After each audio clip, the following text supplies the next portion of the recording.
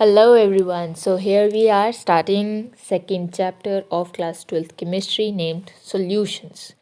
What do you mean by solution? So homogeneous mixture या दो से ज़्यादा सब्सटेंसेस से बने होते हैं जिनका कंपोजिशन वेरी तो करता है बट एक सर्टेन लिमिट तक उसको हम लोग ट्रू सोल्यूशन कहते हैं. For example salt solution and sugar solution. Okay, so ये दो या दो से ज़्यादा सब्सटेंस से बना हुआ है जिसमें जो कंपोजिशन है इधर साल्ट का, वाटर का, शुगर का, वाटर का, तो वो वेरी कर रहा है but with in certain limits. Also true solutions में जो पार्टिकल होंगे वो 10⁻⁹ मीटर दैट इज़ 1 नैनोमीटर से छोटे पाए जाएंगे.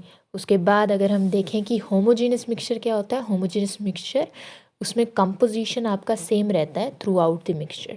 ओके, एंड अगर बाइनरी सॉल्यूशंस की बात करें जो कि हमारे सिलेबस का पार्ट है, सो उसका मतलब ये है कि two components will be only present that is solute and solvent. So solute कह लीजिए या फिर आप डिजॉल्व्ड सब्सटेंस कह लीजिए या फिर आप डिस्पर्स्ड फेस कह लीजिए, एक ही बात है. पॉइंट ये है कि ये कम मात्रा में पाया जाता है एंड प्लस ये this can lose its physical state. That is not always, but अगर सॉल्यूट और सॉल्वेंट में से जो छोटा पार्ट होगा दैट इज़ सॉल्यूट, वो सॉल्यूशन में से पहले अपनी फिजिकल स्टेट को लूज कर देता है. Okay, coming to solvent, so this is a component that is present in greater amount and it retains its physical state. Okay, इसको डिस्पर्जन मीडियम भी बोल सकते हैं, डिजॉल्विंग मीडियम भी बोल सकते हैं. Properties of solution, homogeneous mixture as we know, then formation of a solution is only a physical change but not a chemical change. Point to be noted. Repeating it, formation of solution is only a physical change but not a chemical change. Okay, solute cannot be separated from the solution by filtration. Okay, why so? Because particles का size ही 1 nanometre से कम है और दूसरी चीज़ filtration is something for bigger particles. And homogeneous mixture means mixed so accurately कि उन्हें अलग नहीं किया जा सकता. देन जो प्रॉपर्टीज़ हैं सॉल्यूशन की जैसे कि density, vapour pressure, boiling point, ये सब कुछ रिलेटिव अमाउंट ऑफ सॉल्यूट और सोलवेंट के ऊपर डिपेंड करती है. एंड एक्चुअल में बात है क्योंकि अगर सॉल्यूशन बना ही किससे है, सॉल्वेंट एंड सोल्यूट से. Okay, so pressure, temperature and composition दूसरी प्रॉपर्टीज़ को भी अफेक्ट कर सकते हैं. Now coming ahead for the second topic, that is types of solution. So this will be based on the physical states of matter. Okay, so what our solvent is will get to know our कि हमारा solution कैसा है. Why so? Because solvent is present in the greater amount, obvious, right? So gaseous solution will be having solvent as gas. Okay, and the solute can be either of the three types, that is gas, solid and liquid. Simple. Now अगर gas और gas like solid and solvent से solution बनता है, so example अगर देखें तो air है, simple. वहीं अगर सॉल्यूट लिक्विड है और सॉल्वेंट गैस है तो आप chloroform mixed with nitrogen gas can be a very nice example. Coming next, if the solid is the solute whereas gas is the solvent, so camphor in nitrogen gas is again a pretty simple and obvious example. Okay, liquid solution, so liquid will be the solvent. If liquid is the solute, so therefore ethanol dissolved in water, simple as that. Means example, right? Coming next, if gas is a solute and solvent is liquid, so oxygen dissolved in water, right? Then solute is solid and solvent is liquid, so glucose dissolved in water can do. Then solid solvents, so solid plus solid, copper dissolved in gas. Okay, then liquid is the solute and solid is the solvent. Amalgam of mercury with sodium. Okay, amalgam of mercury with sodium. Then gas and solid. Gas is the solute here and solid is the solvent here. So an example can be solution of hydrogen in palladium. Okay, so gases on intermixing produce a true solution. Okay, then coming next is that कि आपको feel आ जाएगी कि ये mole concept वाला chapter है, although है, right. इसमें कंसनट्रेशन टर्म्स आ जाते हैं. So method of expressing concentration of solution, so quantity of solute जो प्रेजेंट है एक डेफिनाइट क्वांटिटी ऑफ सॉल्यूशन में relative to the solvent is known as the concentration of solution. या फिर strength of the solution. Okay, सो अगर देखा जाए तो स्टैंडर्ड सॉल्यूशन वो होता है जिसका कंसंट्रेशन आपको पता होता है। अब डाइल्यूट सॉल्यूशन वो रहेगा जिसमें सॉल्यूशन में सॉल्यूट की क्वांटिटी रिलेटिवली कम रहेगी as compare to the solvent. Okay, while concentrated solution वो रहेगा जिसमें आपकी जो सॉल्यूशन है उसमें सॉल्यूट की क्वांटिटी एक्सेस में रहेगी as compare to the fixed quantity of the solution.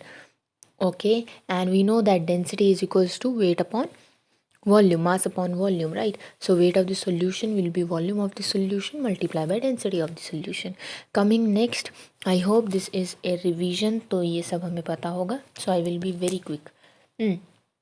Percentage form में mass percentage, that will be weight of solute upon weight of solution multiply by 100. Okay, it doesn't change with temperature.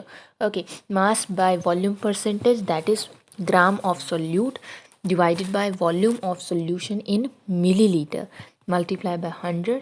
It changes with temperature. Okay, जहाँ जहाँ volume आएगा वो temperature के साथ change करेगा। Okay, coming next will B, जो दिमाग में थोड़ी सी बात रखनी है वो ये है कि अगर वेट बाय वेट का हम पॉइंट देखते हैं तो अगर हम बोल रहे हैं कि 10% of weight by weight urea solution, so it will be, मतलब क्या है कि 10 ग्राम यूरिया प्रेजेंट है 100 ग्राम सॉल्यूशन में। While in the case of mass by volume percentage अगर हम कह रहे हैं कि 10 ग्राम यूरिया प्रेजेंट है, like 10% of weight by volume urea solution, so that will mean कि 10 ग्राम of urea is present in 100 milliliter of solution. So milliliter is the point. Okay, coming next will be volume percentage. ठीक है, so volume of the component divided by the volume of the solution, simple as that, multiply by 100. Strength of the solution, so strength of the solution is the weight of the solute in gram in a per liter 1000 milliliter of a solution. Okay, so how come strength is calculated is equivalent weight multiply by normality. Okay, so equivalent weight is something जो कि number of parts by weight होगा of a substance जो combine कर सकता है या फिर displace कर सकता है। 1.008 parts by weight of hydrogen या फिर 35.5 parts of weight of chlorine या फिर 8 parts of weight of oxygen। इसको ई से रिप्रेजेंट करते हैं और ये एक रिलेटिव वैल्यू होती है इक्विवेलेंट वेट, तो इसका कोई यूनिट नहीं होता। ओके, तो अगर आपको इक्विवेलेंट वेट पता करना है किसी भी व्हाट से सब्सटेंस का, तो आप कैसे पता करेंगे कि weight of the substance in grams divided by the number of gram equivalents. Okay, so what is gram equivalents का नंबर, that is N. So N valency हो सकती है, ठीक है, बेसिसिटी का नंबर या एसिडिटी का नंबर हो सकता है of electron transfer. Okay, so what is this, see simple है, equivalent weight is equals to weight of the substance in gram divided by number of gram equivalent. Okay, equivalent in the case of acids, molar weight जितना acid का है divided by the basicity, जहाँ पे basicity number होगा जितने replaceable hydrogen atom है, okay, जो कि मेटल आयन से रिप्लेस हो सकते हैं। While coming to the equivalent weight of a base, तो उसमें वही सेम चीज़ है कि molar weight of the base divided by acidity. Now acidity is the number of hydroxyl group जो कि प्रेजेंट है molecule of a base. So that was what I was saying कि आपको अगर एन निकालना है, that is the number of gram equivalent, तो वो इधर वैलेंसी होगा या बेसिसिटी नंबर या फिर एसिडिटी नंबर या फिर इलेक्ट्रॉन कितने ट्रांसफ़र हुए हैं। Okay, if you see one more thing is that कि अगर आप यहाँ पे नंबर ऑफ ग्राम इक्विवेलेंट्स को ध्यान से देखें, सो n into, that is normality into equivalent weight, right, is equals to molarity into molar weight, right? So therefore normality can be equals to molar weight upon equivalent weight multiplied by molarity. Okay, so what this is actually, this is relation between the molarity and normality. Okay, so normality is molar mass multiplied by molarity divided by equivalent weight. Okay, simple as that. Okay, coming to molarity, it is the number of gram molecules of the solute dissolved per liter of the solution, where the unit will be mole upon liter, and the molarity will decrease with the increase of temperature. Okay, so coming next, the formula जो रहेगा, that is weight of the like gram moles of the substance पर litre हमें नापना है, right. सो अब अगर हमें moles निकालने हैं, so that will be the wait of the substance divided by the molar weight of the substance multiply by 1000 upon volume in millilitre. अगर वॉल्यूम लीटर में ही दे रखी होगी तो 1000 से डिवाइड करने की कोई ज़रूरत ही नहीं है. कमिंग नेक्स्ट विल बी, इसमें वॉल्यूम आ रहा है तो molarity will decrease with the increase in temperature.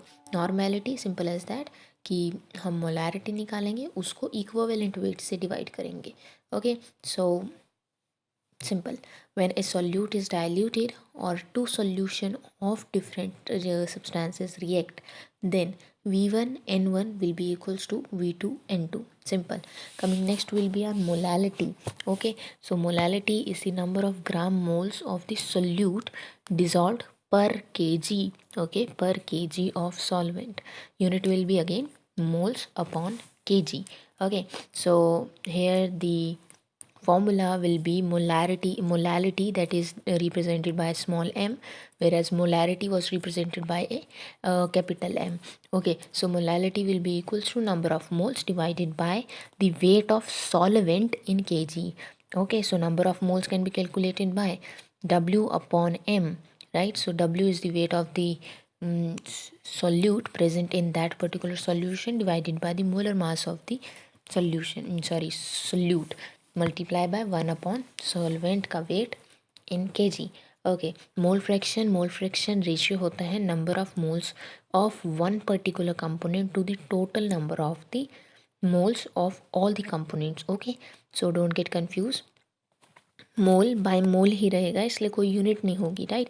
So mole fraction होगा कि किसी एक पर्टिकुलर कंपोनेंट के जितने नंबर ऑफ मोल्स हैं उसको डिवाइड कर दिया जाता है जो टोटल सॉल्यूशन है उसमें जितने भी कंपोनेंट हैं उनके number of moles से. Okay, so number of moles of a solution divided by total number of moles on a solution. वही सेम ट्रिक है कि जिसमें वॉल्यूम होती है वो टेम्परेचर के साथ रिलेशन शो करता है, राइट, वाइल जिसमें नहीं होती है वो नहीं करता. So here comes a very important point कि molality, mole fraction, mass fraction ये चेंज नहीं करते हैं टेम्परेचर के साथ. ओके, मोलैलिटी कहीं पर भी वॉल्यूम नहीं आता है, मोल फ्रैक्शन ऊपर नीचे अगर हम देखें दोनों में मोल्स ही आते हैं, right. Then mass fraction, mass upon mass, simple. तो यहाँ पे टेम्परेचर का कोई लेना देना नहीं है. Okay, so coming next will be are formality. Now formality is something जो कि बहुत बार दिमाग घुमा देती है.